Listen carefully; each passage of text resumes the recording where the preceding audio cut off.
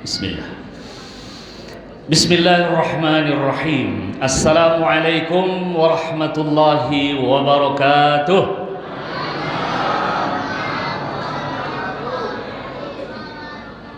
Alhamdulillahi rabbil alamin. Alhamdulillahi hamdan katsiran kama amara. Ashhadu an la ilaha illallah wahdahu la syarika lah. وأشهد أن محمدًا عبده ورسوله لا نبي بعده اللهم صل وسلم على سيدنا محمد وعلى آله وأصحابه ومن تبعهم بإحسان إلى يوم الدين أما بعد قال الله تعالى في كتابه الكريم أعوذ بالله من الشيطان الرجيم بسم الله الرحمن الرحيم يا أيها الذين آمنوا اتقوا الله حق تقاته ولا تموتن إلا وأنتم مسلمون. Dan ayat selanjutnya saya meminta kepada kita semua untuk mengikuti apa yang saya baca, dan ayat ini insya Allah semua kita hafal. Dia adalah surat Al-Baqarah ayat 185.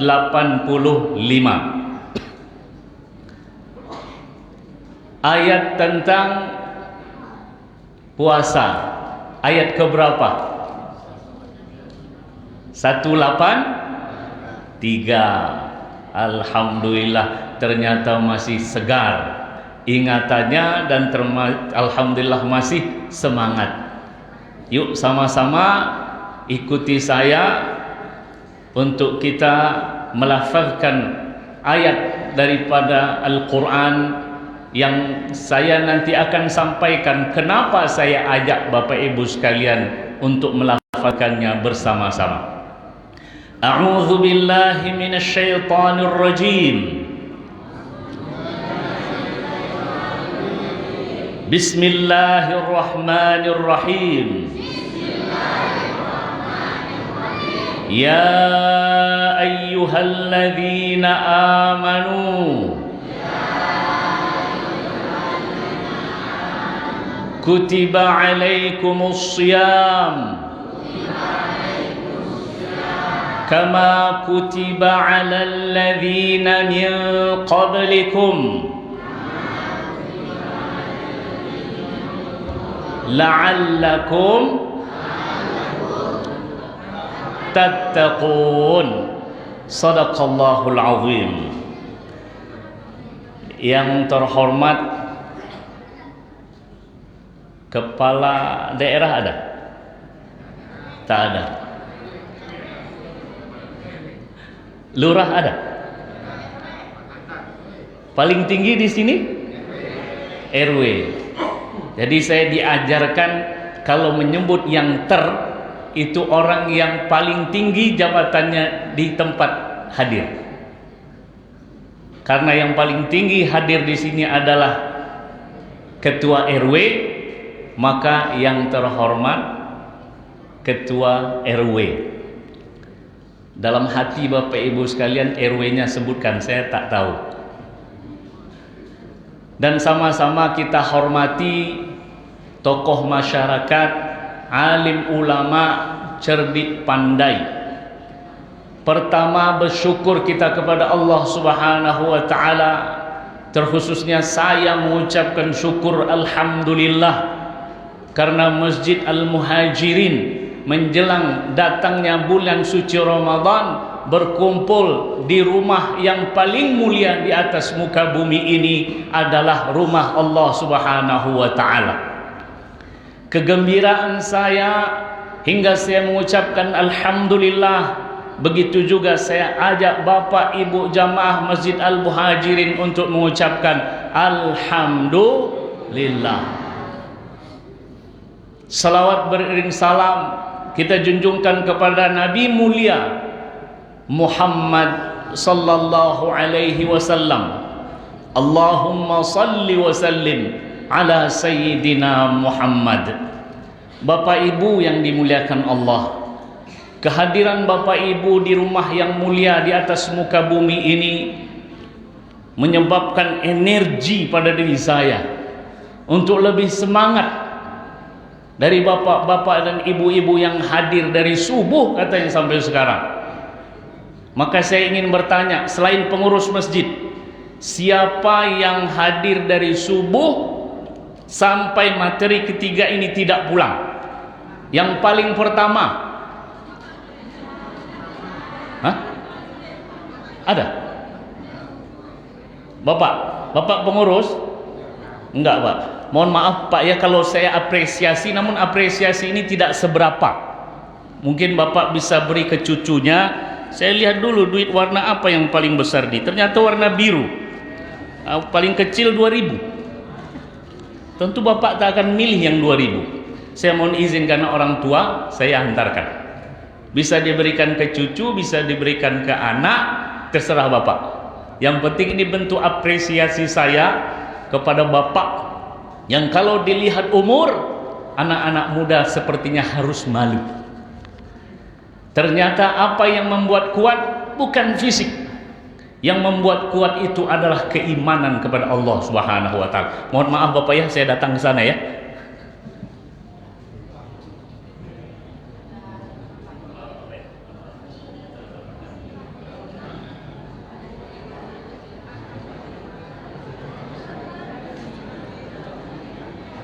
Mudah-mudahan Allahu Akbar. Mudah-mudahan pemateri keempat lebih banyak daripada saya memberinya. Amin ya rabbal alamin. Bapak Ibu sekalian yang muliakan Allah Subhanahu wa taala, saya berusaha memang Pak, setiap pengajian itu ada yang saya beri hadiah. Terkadang Al-Qur'an, mushaf saya beri, terkadang buku yang baru kita beli. Ya, mudah-mudahan ini menjadi amal kebaikan kita. Karena satu pelajaran, tidak saya menyampaikan ini bentuk saya memamerkan, tidak, tapi bentuk motivasi. Kita tidak tahu ya, pernah ada orang datang ke saya, Pak Ustadz ini anak saya Pak Ustadz, sekarang sudah di pondok hafal 15 juz. Dulu Pak Ustadz beri dia 10.000, saya sudah tak ingat. Ternyata itu bisa jadi menjadi motivasi anak. Kalau dia tidak seberapa, namun mudah-mudahan ini adalah bentuk apresiasi manusia yang tentunya terbatas. Namun apresiasi Allah Subhanahu wa taala tidak terbatas.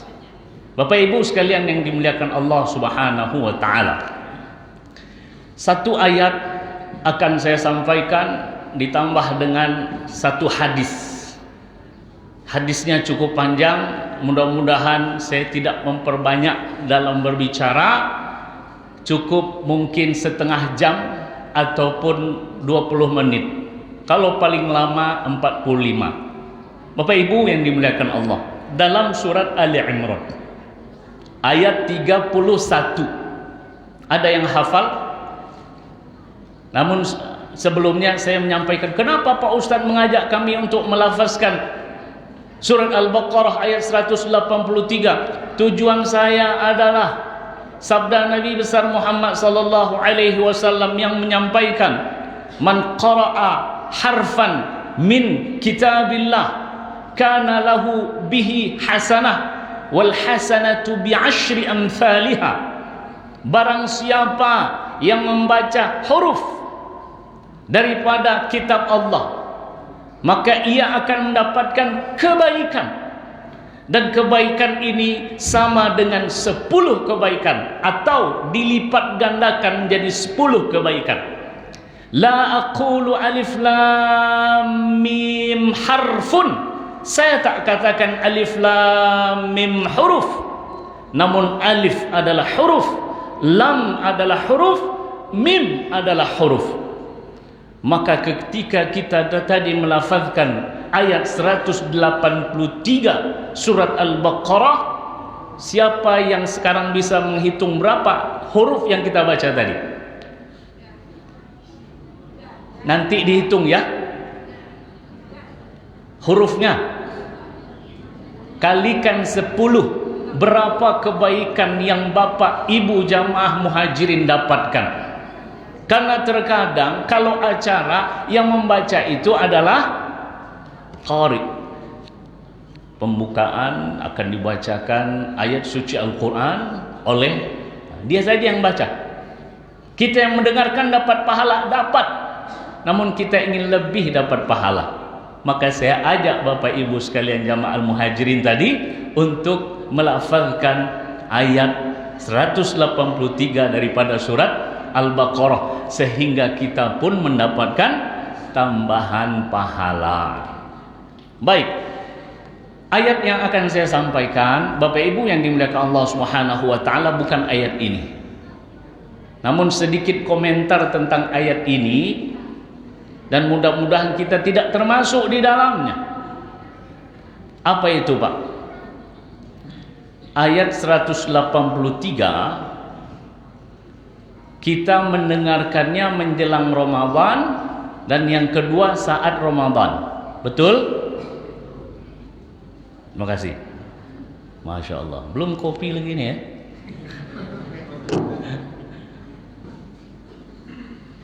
Di saat Maulid Nabi, ayat apa yang kita dengarkan? Al-Ahzab ayat 21. Laqad kana lakum fi Rasulillahi uswatun hasanah. Pada saat Isra sebelum ini dibacakan subhanalladzi asra bi'abdihi sampai akhir daripada ayat. Bapak Ibu, jikalau kita hanya mendengar dan tak pernah membaca, maka ayat-ayat ini akan kita dengarkan ketika musimnya saja.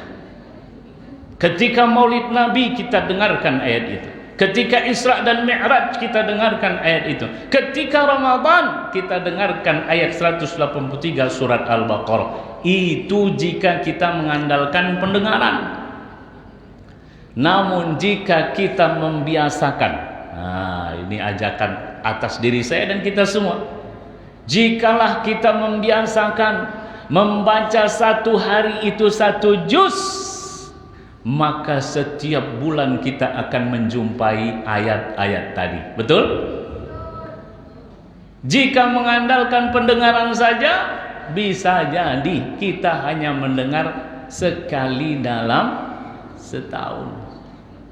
Begitu sedihnya kalau cuma sekali dalam setahun. Ini renungan saya pada ayat-ayat yang kita baca atau dibacakan oleh qari di waktu-waktu acara-acara tertentu. Sungguhlah baik jika kita membacanya ataupun kita tidak menjumpainya sekali dalam setahun, namun kita bisa menjumpainya sekali dalam sebulan. Ini hebat sekali kalau sekali dalam sebulan. Hebat. Berarti satu hari dia membaca 1 juz. Ada yang baca 1 juz di sini? Ada. Tapi malu menyampaikan ke saya. Ini urusan saya sama Allah saja Pak Ustadz. Pak Ustadz tidak perlu tahu. Oh, tidak apa-apa. Bagus. Kalaulah salafus salih ada yang satu harinya 1 juz, ada yang satu harinya khatam sekali, ada yang satu harinya khatam 2 kali. Bukan 1 juz saja, bukan 2 juz saja, namun khatam sehari. Mungkin kita bingung di bagaimana caranya untuk menghatamkan 1 hari. Wajar karena kita tidak hafal, wajar karena kita tidak membiasakan. Maka Bapak Ibu yang dimuliakan Allah Subhanahu wa taala, ayat yang kita dengar janganlah cukup untuk didengar, namun saya mengajak diri saya dan kita semua untuk membacanya. Ayat 31 surat Ali Imran, Allah Subhanahu wa taala berfirman. Nanti saya tanyakan kepada kita semua ayat ini, dan saya tanya kepada diri saya juga. A'udzu billahi minasyaitonir rajim. Bismillahirrahmanirrahim. Qul in kuntum tuhibbunallah katakan wahai Muhammad, in kuntum, jika kamu sekalian, tuhibbunallah, cinta kepada Allah, bagaimana caranya? Fattabi'uni, maka ikuti saya. Siapa saya ini, Pak, Bu? Nabi Muhammad sallallahu alaihi wasallam. Kalaulah kita mengikuti Nabi Muhammad sallallahu alaihi wasallam, apa kata Allah? Qul in kuntum tuhibbunallah fattabi'uni yuhibbukumullah. Coba lihat ayat ini, subhanallah. Jika engkau mengikut cinta kepada Allah, maka ikuti aku, Allah cinta kepadamu. Otomatis langsung. Lihat ayat ini baik-baik Bapak Ibu ya. Qul in kuntum, katakan wahai Muhammad, jika kamu sekalian, kita ini, tuhibbunallah, cinta kepada Allah, fattabi'uni, syaratnya adalah ikuti Nabi Muhammad sallallahu alaihi wasallam. Saat mengikuti Nabi Muhammad, otomatis yuhibbukumullah, Allah akan mencintai kamu. Wa yaghfir lakum dzunubakum, Allah mengampuni dosa-dosa dan kesalahan. Pertanyaannya, bagaimana bentuk cinta kita kepada Allah? Saya tanya Bapak Ibu sekalian, apakah Bapak Ibu sekalian, anak-anak, cinta kepada Allah? Kurang dengar saya. Apakah Bapak Ibu anak-anak sekalian cinta kepada Allah? Allahu Akbar. Cinta adalah perasaan. I love you Allah, ya kan? Ibu mengatakan kepada suaminya, I love you my husband. Masya Allah, saya cinta sekali kepadamu wahai bapak, wahai suamiku. Sang suami nggak mau kalah, I love you too, saya juga cinta kepadamu. Buktinya apa? Kata ibunya. Buktinya apa? Nah, kan perlu bukti. Karena cinta itu adalah perasaan yang terucap dengan lisan. Lalu buktinya apa?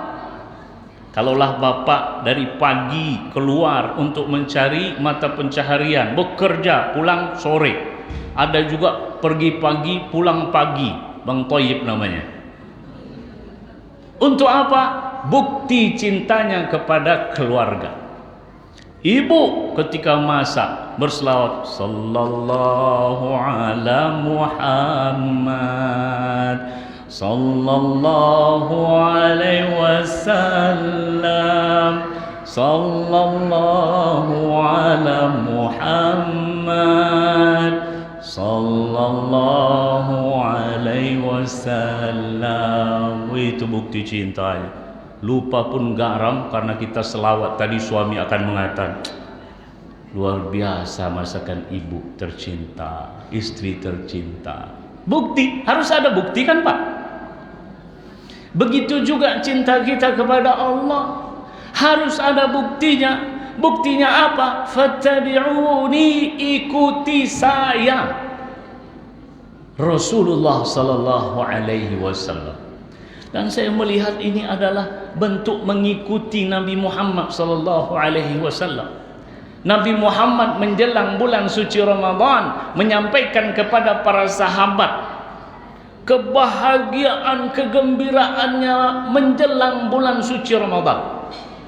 Disampaikan kepada para sahabat agar kebahagiaannya ini pindah kepada para sahabat. Sebagaimana yang ia rasakan kegembiraan, kegembiraan ini juga harus dirasakan oleh para sahabat.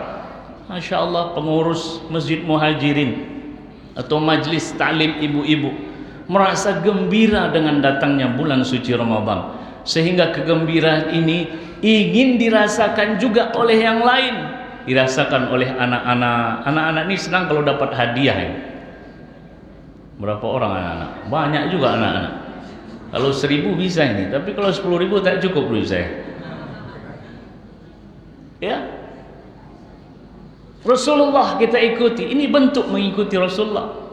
Rasulullah menyampaikan kepada para sahabat dengan penuh gembira, sebagaimana saya juga menyampaikan ini dengan penuh bahagia, penuh gembira. Qad ja'akum Ramadan syahrun mubarak. Begitu kata Rasulullah. Telah datang kepada kamu. Ramadannya belum datang. Namun karena bentuk kegembiraan dan kebahagiaan Rasulullah menyampaikannya qad itu artinya telah. Ja'a past tense, sesuatu yang sudah berlalu. Namun karena gembira akan datangnya Ramadan, qad ja'akum Ramadan. Telah datang kepada kalian Ramadan. Ini saya sampaikan kepada Bapak Ibu. Pengurus mengadakan ini bentuk kegembiraan karena akan datang bulan suci Ramadan. Apa maknanya di sini? Menjelang Ramadan harus ada rasa gembira di dalam diri, dan anak-anak ini sekarang merasakan gembira ini. Betul, Dek? Ini adik tadi ini saya tanya, materi ketiga siapa ustadznya? Belum tahu, saya ustadznya. Senang karena mungkin ya, menjelang Ramadan itu terasa sempit kali hatinya. Tak berasap lagi nampaknya siang ini. Tak berasap lagi nampaknya siang ini. Ada yang merasa sempit seperti itu, bahaya. Jangan. Jangan ada rasa sedih. Jangan ada rasa sempit di hati menjelang datangnya bulan Ramadan. Namun di dalam diri kita, tanamkan di dalam diri anak-anak kita rasa gembira dengan datangnya bulan suci Ramadan. Ini bentuk cinta kita kepada Allah. Kita ikuti Nabi Muhammad. Nabi Muhammad senang menjelang datangnya bulan suci Ramadan. Kenapa senang? Banyak keutamaan-keutamaannya. Kalau dalam hadis yang disebutkan oleh Rasulullah SAW sini ada syahrun mubarak, bulan yang penuh berkah. Bapak Ibu kalau berdoa untuk hartanya itu banyak atau berkah? Umur panjang atau berkah? Keluarga, orang yang baru nikah minta harta banyak atau berkah? Doanya adalah barakallahu laka wa baraka alaika wa jama'a bainakuma fi khair. Ya Allah berkahilah umur kami, ya Allah berkahilah harta kami, ya Allah berkahilah keluarga kami. Karena harta yang berkah walaupun banyak indah rasanya. Terbalik ya. Kalau harta sedikit walaupun berkah enak rasanya. Namun alangkah enaknya jika harta banyak berkah. Saya optimis Bapak Ibu, karena mengharap umat Islam ini kaya-kaya, sehingga dengan kekayaannya dia bisa berinfak, dia bisa bersedekah. Masjid ini bisa tegak karena harta atau karena apa? Di antaranya karena harta. Tak bisalah sebagus ini Masjid Muhajirin kalau tidak ada harta. Tak bisalah mengundang 4 ustadz kalau tidak ada. Itu Bapak Ibu yang jawab ya, bukan saya. Artinya Bapak Ibu yang dimuliakan Allah Subhanahu wa taala, yang kita harap dalam kehidupan kita ini adalah berkah. Maka Rasulullah memulai ketika menyampaikan dengan penuh gembira, telah tiba Ramadan, bulan yang penuh berkah. Kalaulah Rasulullah tidak lanjutan hadis ini, ucapan bulan penuh berkah itu sudah cukup, akan membuat kita untuk semangat beribadah. Namun Rasulullah ingin menyampaikan kepada kita lebih detail. Maka Rasulullah sampaikan pintu-pintu surga terbuka, pintu-pintu neraka ditutup, setan-setan dibelenggu. Namun Pak Ustadz, ini ada juga yang berkelahi di bulan Ramadan itu Pak Ustadz. Kan katanya setan sudah dibelenggu, dianya setan. Qul a'udzu birabbin nas, malikin nas, ilahin nas, min syarril waswasil khannas, alladzi yuwaswisu fi sudurin nas minal jinnati wan nas. Masih berkelahi juga, dianya setan. Kalaupun dia tak setan, kadernya setan. Di 11 bulan setan itu mengkader, Pak, Bu. Pas bulan Ramadan dilepaslah, sudah sukses dia. Dia sudah naik tingkat.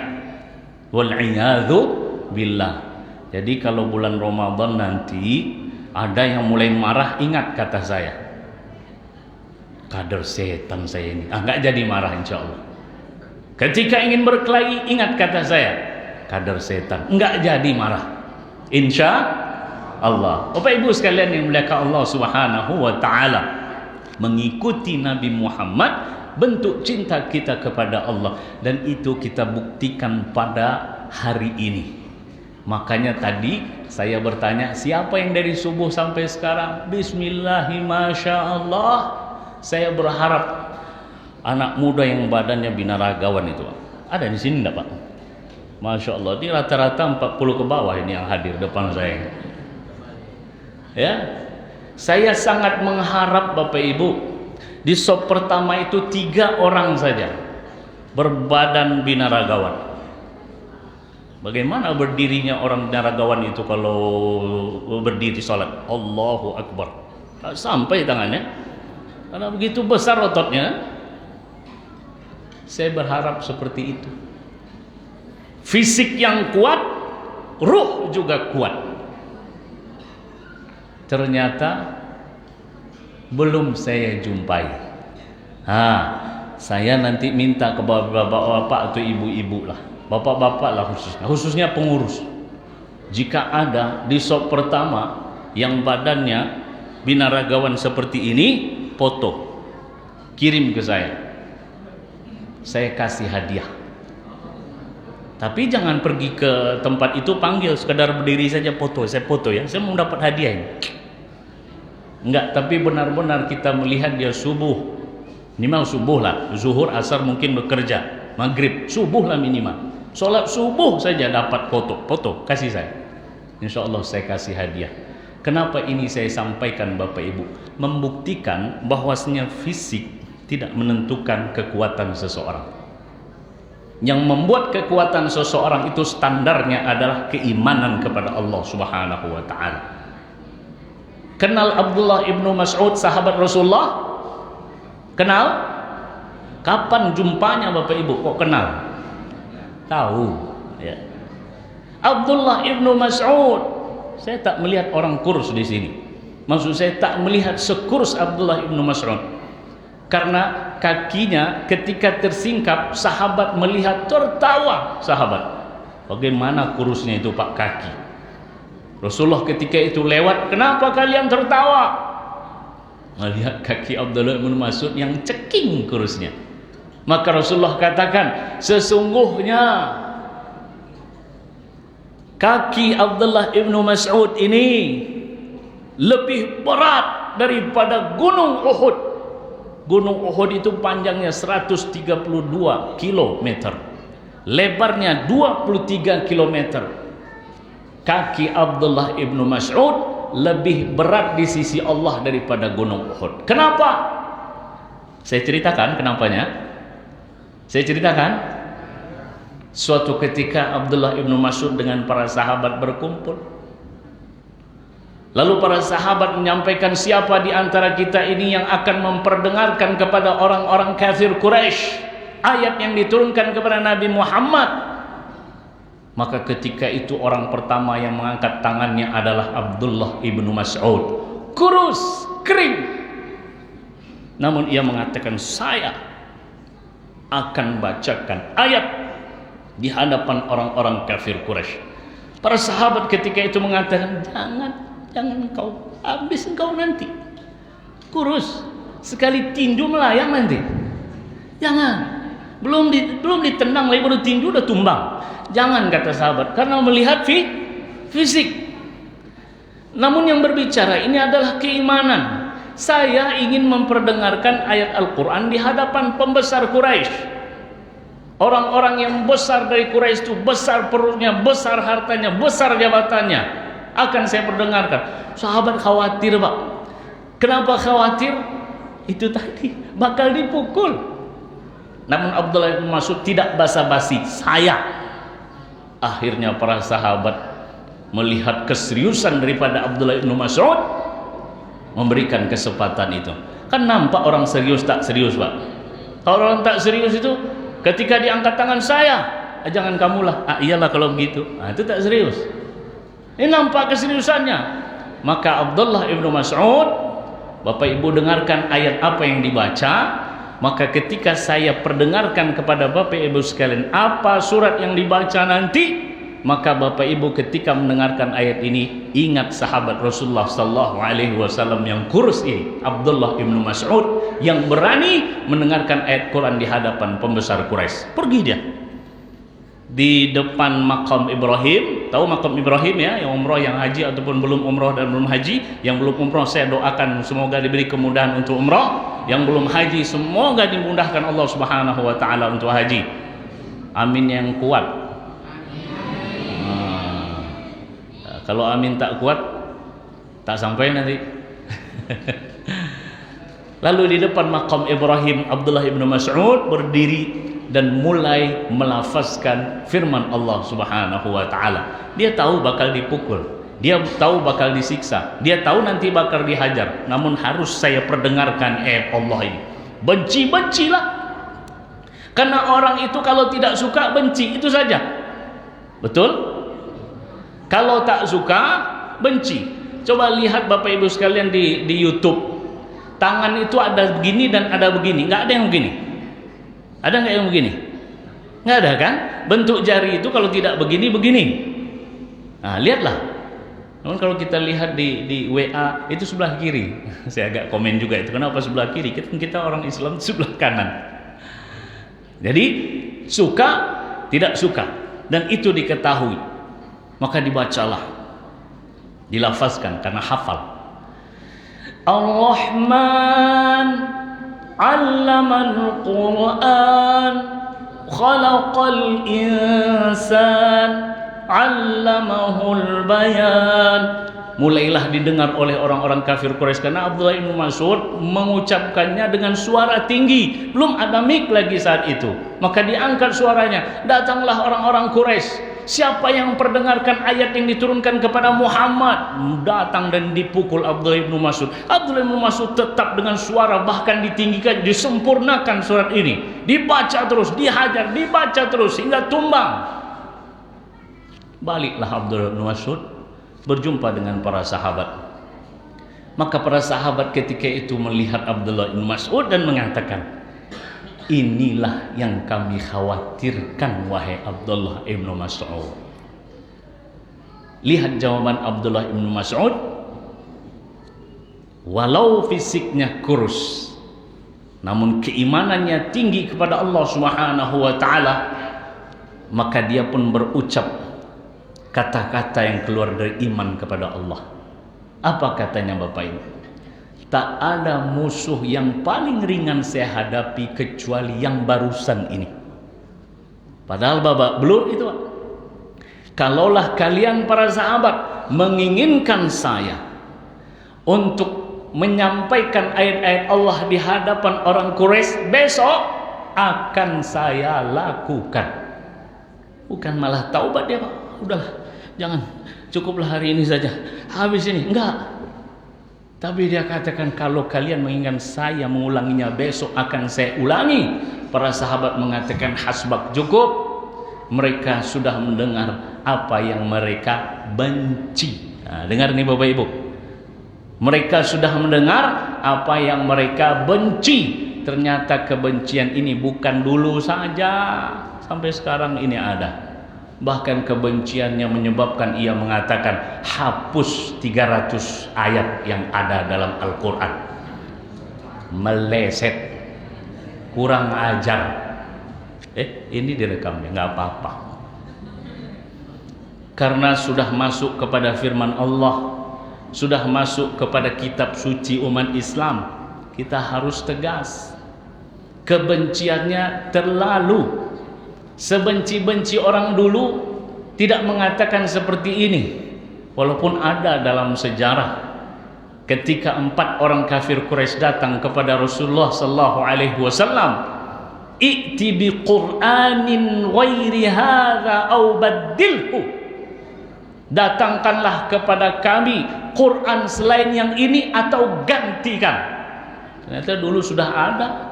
Siapa yang menyampaikan? Kafir Quraisy. Ternyata sekarang juga ada. Langsung disebut ayat dan jumlahnya 300 ayat. La haula wala quwwata illa billah. Bapak Ibu sekalian yang dimuliakan Allah Subhanahu wa taala, keimanan kepada Allah merupakan satu kekuatan dan energi. Dan kehadiran Bapak Ibu sekalian di sini adalah bukti cinta kita kepada Allah Subhanahu wa taala. Ibu-ibu sepertinya sudah masak untuk nanti siang, karena bapak-bapaknya juga ada di sini ya Bu ya. Nah, jadi tetap kewajiban dilakukan. Tak ada makanan di rumah, di masjid menyediakan. Alhamdulillah. Itu prasangka baik saya. Betul, ada ya? Alhamdulillah. Bapak Ibu sekalian yang muliakan Allah Subhanahu wa taala, cinta kepada Allah, ikuti Nabi besar Muhammad sallallahu alaihi wasallam. Ini adalah bentuk kegembiraan kita menyambut bulan suci Ramadan. Bapak Ibu berdoa enggak agar kita sampai umur kita ke bulan Ramadan? Doa kan? Allahumma barik lana fi Rajab wa Sya'ban wa ballighna Ramadan. Ya Allah, berkahilah kami di bulan Rajab, ketika bulan Rajab, dan bulan Sya'ban, dan sampaikanlah kami ke bulan Ramadan. Saya ceritakan kepada Bapak Ibu sekalian keutamaan orang yang hidup di bulan suci Ramadan. Maka kenapa doa ini dipanjatkan oleh para sahabat? 6 bulan para sahabat berdoa agar sampai ke bulan suci Ramadan. Sesudah bulan suci Ramadan, para sahabat berdoa semoga amal kebaikan yang dilakukan di bulan suci Ramadan diterima dan kesalahan diampuni. Itu para sahabat. Kenapa? Ada 2 orang ini. Ada 2 orang dari Qudaah, Rasulullah yang menceritakan. Satunya mati syahid dalam satu peperangan, satunya diberi umur Allah Subhanahu wa taala di bulan suci Ramadan. Maka seorang sahabat bermimpi. Dia bermimpi yang lebih masuk surga duluan siapa? Ada yang syahid, ada yang diberi umur untuk merasakan bulan suci Ramadan. Yang masuk surga duluan menurut kita siapa? Logisnya, logikanya. Yang syahid dalam peperangan, yang hidungnya robek, yang telinganya lepas, yang perutnya tembus, darah bercucuran. Namun dalam mimpi ini sahabat melihat yang masuk surga duluan yang hidup dan merasakan bulan suci Ramadan. Heran Pak kita? Heran. Begitu juga sahabat heran. Kenapa kok bisa ini orang yang hidup di bulan suci Ramadan lebih dulu masuk surga? Datang kepada Rasulullah, tanya. Ya, kalau dulu kan ada Rasulullah, jadi mudah ditanya. Ada mimpi-mimpi yang agak gimana, sampaikan kepada Rasulullah. Sebagaimana Bilal dulu bermimpi ada seorang sahabat Al-Ansari bermimpi ada yang datang mengajarkan azan. Datang kepada Rasulullah. Jadi enak di masa Rasulullah mimpi tanya kepada Rasulullah. Maka sahabat ini ketika bermimpi yang masuk surga duluan adalah yang hidup di bulan suci Ramadan, lebih dulu masuk dari yang mati syahid, tanya kepada Rasulullah. Begini ya Rasulullah, saya bermimpi seperti ini, bagaimana menurut engkau ya Rasulullah? Rasulullah menjawab, bukankah dia hidup di bulan suci Ramadan? Ternyata keutamaan bulan suci Ramadan bagi yang diberi kehidupan oleh Allah Subhanahu wa taala menurut cerita ini lebih dahulu masuk surga dari yang mati syahid. Namun bukan hidup doang kata orang Jakarta, bukan hidup aja, namun melaksanakan ibadah kepada Allah Subhanahu wa taala. Kan kita katakan tadi, kalau kamu cinta kepada Allah, ikuti saya. Di bulan Ramadan apa yang dilakukan oleh Rasulullah sallallahu alaihi wasallam? Puasa, itu jelas karena dia wajib. Saya tanya kepada Bapak Ibu, di bulan Ramadan ini tubuh kita itu terdiri dari 2, jasad dan ruh. Di bulan Ramadan mana yang banyak dapat makanan? Jasadkah atau ruh? Ibu, ruh. Kenapa ruh? Puasa kita berapa jam? 13 jam rata-rata Pekanbaru ini atau lebih. Waktu ada 24 jam. 13 jam yang dapat makanan adalah ruh. Sementara jasad, nah ini hati-hati. Mentang-mentang 13 jam puasa makanan ruh, ya harus saya samakan juga lah makanan jasad saya. Baru buka puasa, air masuk, kolak masuk, ayam masuk, daging masuk. Mau sholat maghrib tak kuat lagi. Akhirnya sholat maghrib di rumah. Jangan, sholat maghrib di masjid. Selesai sholat, karena sholat di rumah, mau tarawih, balas dendam, sehingga berefek kepada jasadnya. Namun kita lihat di bulan suci Ramadan ini, karena ruh kita banyak dapat makan, kotak infak penuh, masjid-masjid ramai. Subuh yang biasanya 2-3 shop menjadi 4 shop. Sholat isya yang biasanya 2 shop 3 shop menjadi penuh. Namun bertambah hari terjadi kemajuan. Ini janganlah kemajuan soft dari belakang sampai ke depan. Jangan. Siap Bapak Ibu? Siap ya?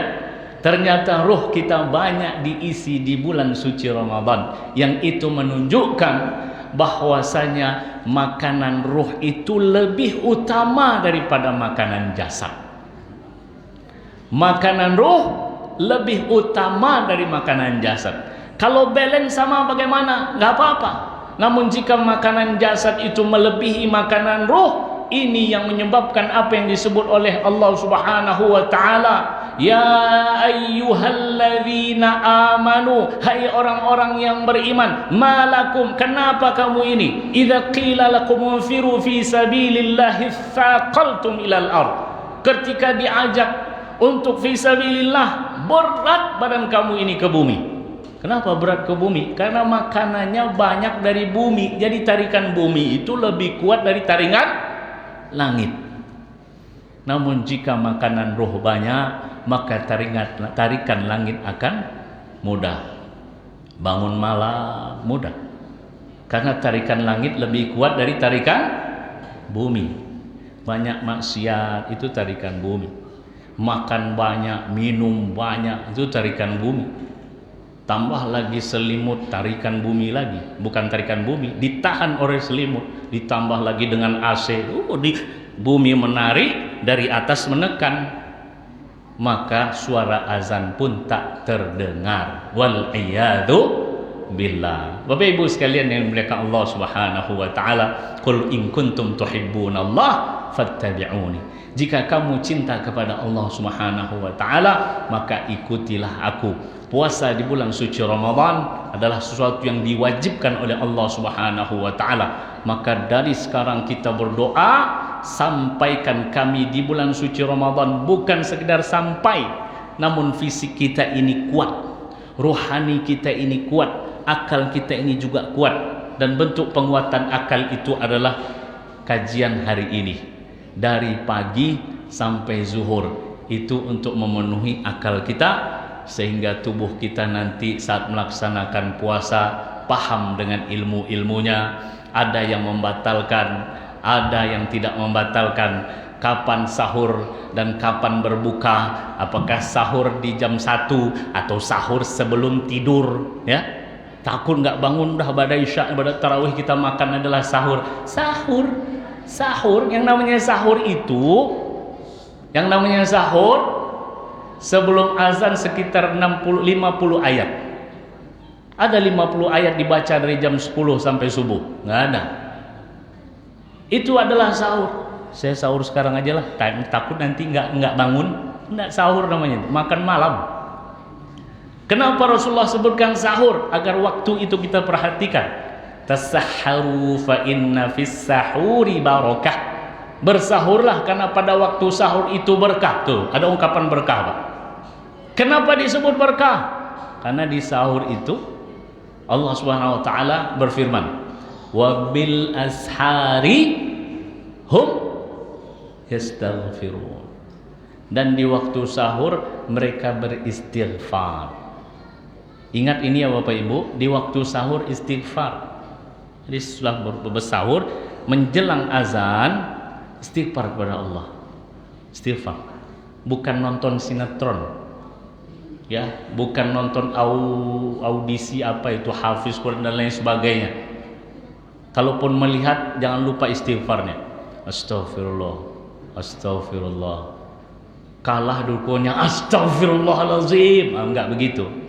Ya, kita istighfarnya betul-betul karena Allah Subhanahu wa taala. Melihat sinetron yang menyedihkan, astagfirullahalazim. Bukan itu maksudnya ya. Tapi waktu itu kita gunakan untuk istighfar betul-betul karena Allah Subhanahu wa taala. Mungkin itu yang bisa saya sampaikan Bapak Ibu yang dimuliakan Allah Subhanahu wa taala. Banyak kajian yang sudah disampaikan, bisa jadi ada kesamaan dengan ustadz-ustadz yang sebelumnya. Anggaplah itu sebagai penguat ilmu yang telah kita dapat. Jika ada yang baru, semata-mata itu dari Allah Subhanahu wa taala. Jika ada ilmu yang Bapak Ibu sekalian terima, itu hanya semata taufik daripada Allah Subhanahu wa taala. Saya menyampaikan, dan apa yang saya sampaikan ini mudah-mudahan saya lebih dulu bisa melakukannya. Terima kasih atas segala perhatian. Mohon maaf jika ada kurang dan kesalahan. Hanya kepada Allah kita semua meminta ampunan. Subhanakallahumma wa bihamdika asyhadu an la ilaha illa anta astaghfiruka wa atubu ilaik. Wassalamualaikum warahmatullahi wabarakatuh. Waalaikumsalam.